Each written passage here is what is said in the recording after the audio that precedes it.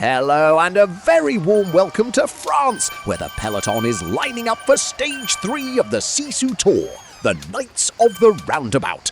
Some 54 kilometres of racing through the vineyards and along the coast. It's a mass start affair today, every category rolling out shoulder to shoulder on the same road. But our eyes are locked firmly on the Category C battle within it. And the flag falls. They are off and running. So, Chloe, before the roads start to bite, where are you putting your money for this one? Well, with that petite KOM to thin the herd and a flat drag to the line, you want to climb and sprint. TUKINOWA takes both. Best 20-minute power in the seas and a savage kick. Riding a run of wins. Tursi's climbing legs and a recent victory make him dangerous too. And if it's a bunch finish, watch Rodriguez. That sprint is enormous. And to read that suffering, keep an eye on each rider's panel. Up top, the full-width heart bar shows how near they are to a career-best cardiac effort. Below it, side by side, the flame on the left tracks their systemic limit right now. The lightning bolt on the right, their closeness to a power best. Full and green is comfortable. Drain it empty and flashing, and someone's rewriting their ceiling. And one last thing before we get stuck in. A handful of riders out on the road today aren't on our official list, so we won't be following them or showing them on the leaderboard. Right, let's go racing! The bunch is all together as they wind through those opening France flats. The whole field sheltering in one another's wheels. But with a KOM lurking out there, this calm won't last. Let's get into it. And this is the story of a mass start right here. Barely 2 kilometres in and Phil V already has his heart mark flashing empty.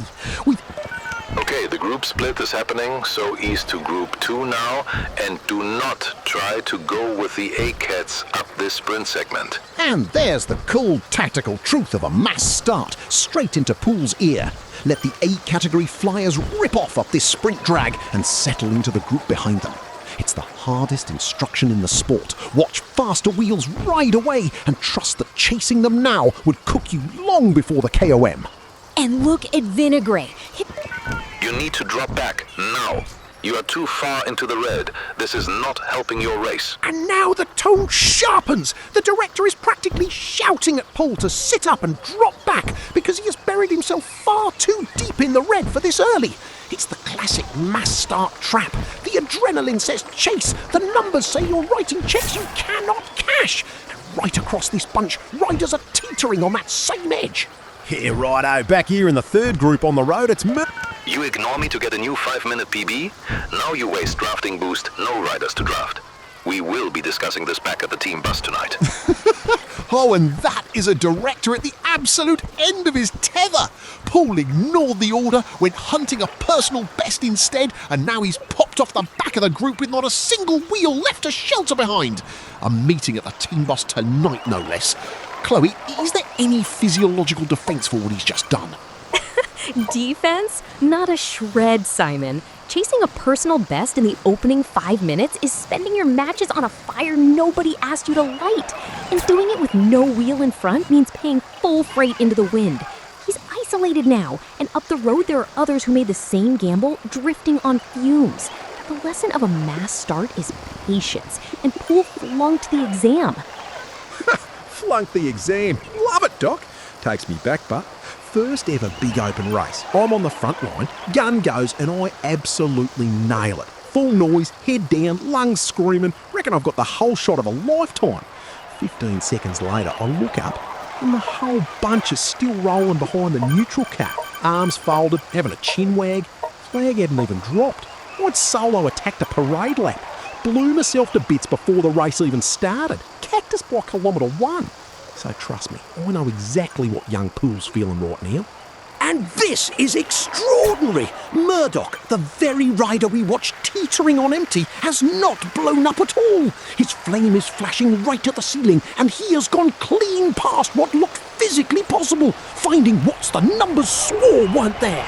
On the drop back to the flats, he is rewriting his own limits rather than folding. What a heart on this man! And now it's Gray, who stamps on the pedals along the coastal boulevard, a sharp injection of pace to haul himself up through his group.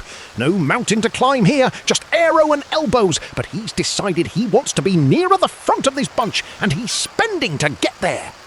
And moves like Gray's are all cosmetic for now, because the real race hasn't started.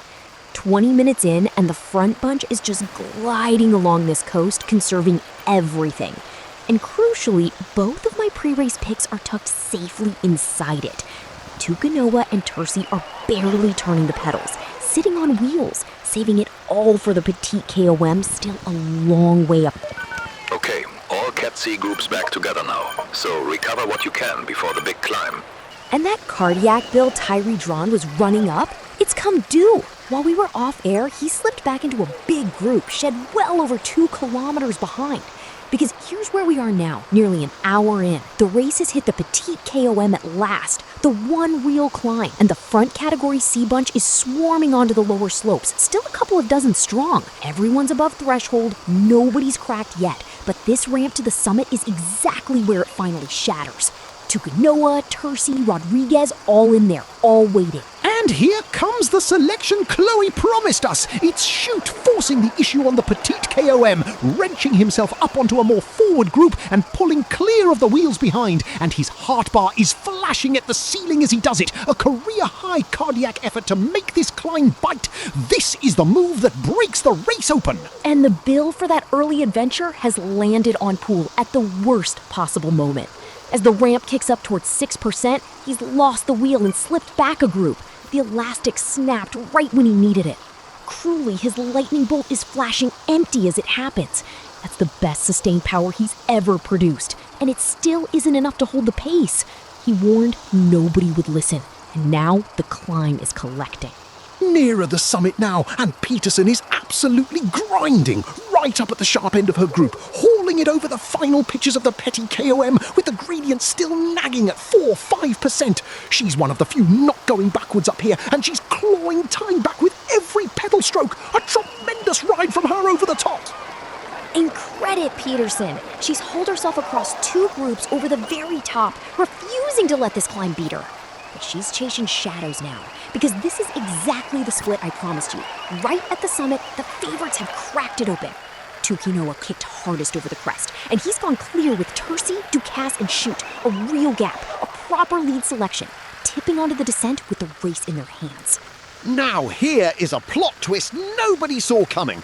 Over the top and onto the descent, Poole, yes, the very man the director wanted to strangle an hour ago, has thrown the dice and gone solo. He's tucked low, maybe 5 seconds clear, and behind him Haas and Wall are marshalling the chase group to haul him back. So the question hangs in the mountain air, Chloe. Is this brave, or is this the same reckless streak that got him in trouble at the start? Physiologically, it's heroic, and it's doomed in the same breath, Simon. He's off the front on a flat, exposed coast road now, one man punching a hole in the air, while Haas and Wall sit behind sharing the load 2 ways. Same speed costing far more than it. We do not want group behind to catch, okay? I have spoken with Walt's director. He will work with you. Try take turns with him. And listen to that! The team cars have been on the phone to each other. Chloe, you said his one hope was cooperation, and the directors have just gone and arranged it. Wall will work with Poole, share the turns, and keep this little move clear of the chasers behind. So the lone wolf dice roll has become a proper alliance. Poole, Wall, and Haas now rotating together, and suddenly this ragtag escape has a real chance of surviving to the line. And watch the choreography in this little group, Simon, because it tells you everything. Poole and Wall are swapping turns like clockwork, rolling through, sharing the wind. But Haas, he has not hit the front once. And that's not laziness, it's cold tactics. Haas is the biggest engine here by a distance, with a sprint that dwarfs the other 2. Why on earth would he tow them to the line? He'll sit on, let them do every ounce of work, and back himself to come off the wheel and win the dash when it counts. 3 kilometres to the Dosdan line now, the road pointing dead straight for home, and it's Wall who keeps burying himself on the front of this trio. And here's the beauty of it. Wall doesn't actually care who beats whom in this little group. He's racing the clock. Every second he shaves off getting to that line feeds straight into his overall standing in this SISU tour, so he'll drill it flat out to the banner regardless, which suits Poole perfectly and leaves Haas sitting pretty in the wheels. Yeah, Simon, up the road it's already done and dusted, and Chloe called it to the letter. TUKINOWA was the strongest of that lead quartet, kicked clear in the dash to the Dostan banner and took the stage win. Ducasse dug in for second, couldn't quite come around him, and Vinagre grabbed third with Chute just behind.